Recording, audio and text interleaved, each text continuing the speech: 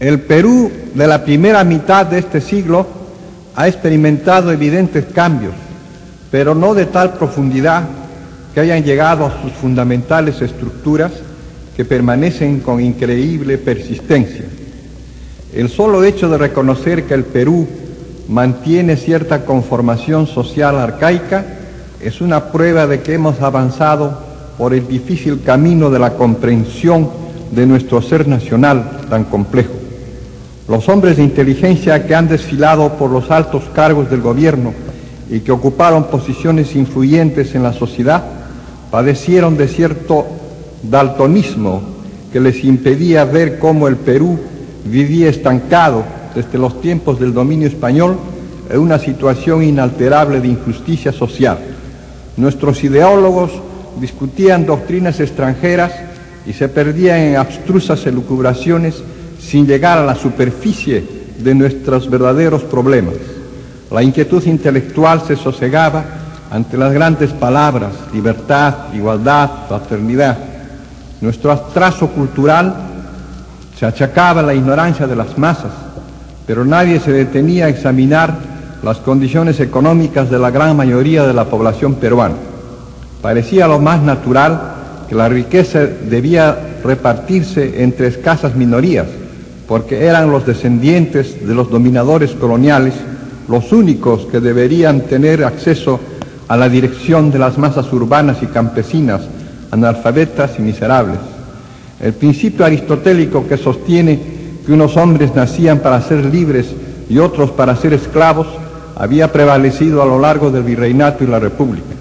La miseria y el sufrimiento de los pobres eran paleados por la predicación religiosa que ofrecía la bienaventuranza eterna después de la muerte y la resignación, la obediencia y el respeto como obligatorios para los pobres de este mundo. Era como un mandato divino.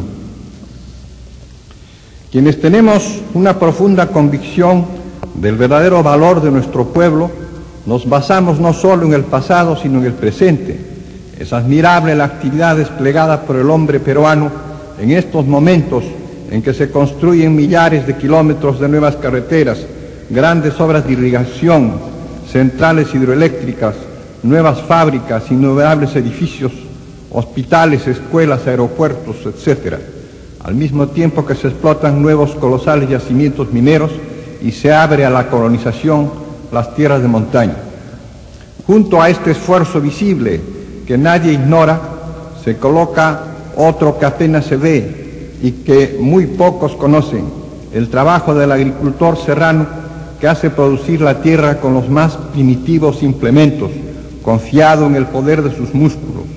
El pequeño agricultor que proporciona el alimento a las poblaciones, que no es el que enriquece a los grandes señores del azúcar, el algodón o la harina de pescado, sino el humilde comunero que vive frugalmente y cuando es peón de hacienda recibe un simbólico jornal por su ayuda al dueño de la tierra. Mi admiración es para este hombre tranquilo que espera sin desesperar. Se equivocan de medio a medio quienes estiman que la serenidad del campesino, del obrero indio, no es sino servilismo, síntoma de incurable decadencia. Se ha hablado hasta de degeneración física en un ser de tan estupenda vitalidad, degeneración moral en gentes que conservan las normas éticas ancestrales que hicieron del imperio de los incas una sociedad modelo. Cuando nuestro compatriota cuenta con los elementos de que todos disponemos para nuestro desarrollo, nos iguala y aún nos supera. Por eso sostengo y he sostenido siempre que los 5 millones de indígenas, en su más alto significado, que pueblan el Perú, constituyen la mayor riqueza del país, el potencial humano del más alto valor.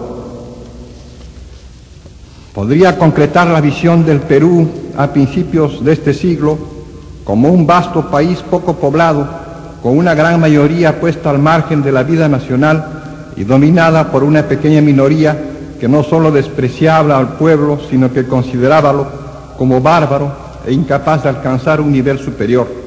Era frecuente escuchar de boca de dirigentes, no solo políticos, sino intelectuales, el juicio definitivo, la gran rémora para el progreso del Perú, está en su población indígena.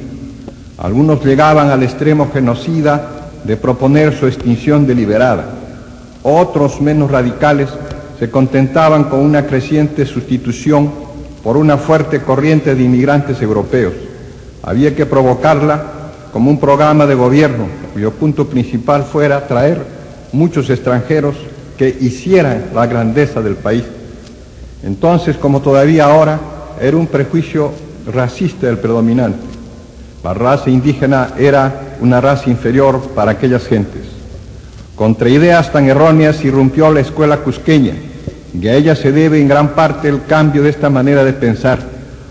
Creí pues con mis compañeros de escuela que era deber primordial de nuestro grupo luchar infatigablemente contra la discriminación racial, contra las grandes desigualdades sociales, por la unidad nacional a base de un sistema descentralizado, teniendo en cuenta las particularidades regionales del país, por la plena vigencia de las instituciones democráticas, combatiendo todo género de dictaduras. La historia fue disciplina de mi predilección.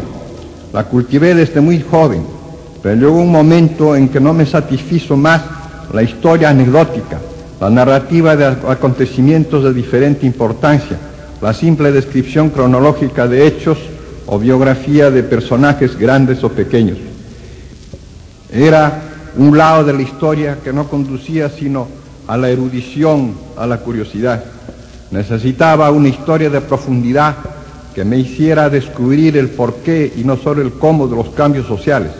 Para llegar a esta meta era sin embargo indispensable consultar todas las fuentes posibles, leer a todos los cronistas, comparar sus versiones, hacer su crítica, extraer la dosis de verdad que pudiera descubrirse y aquilatarse en cada lectura.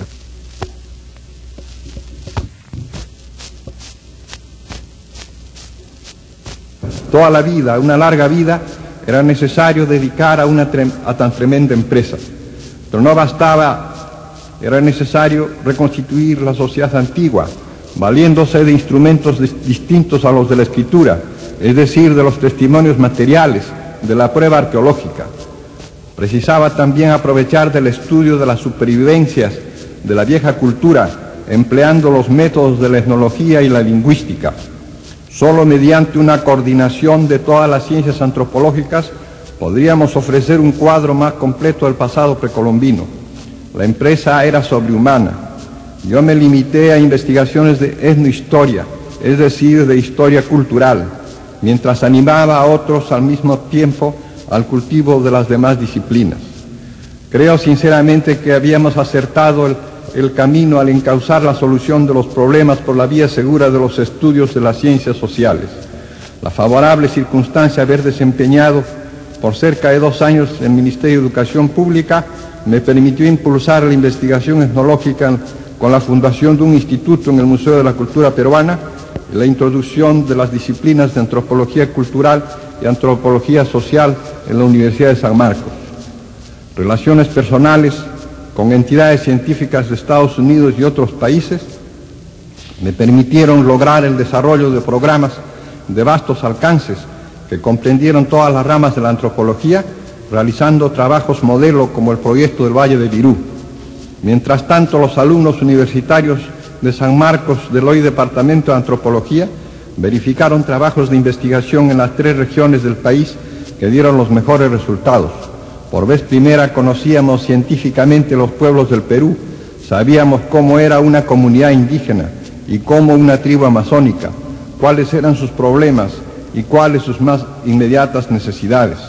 Nuestros jóvenes estrecharon vínculos de amistad muy estrecha con las humildes gentes del campo que hallaron en ellos a amigos leales y cooperadores eficientes, cuyo consejo les fue muy valioso.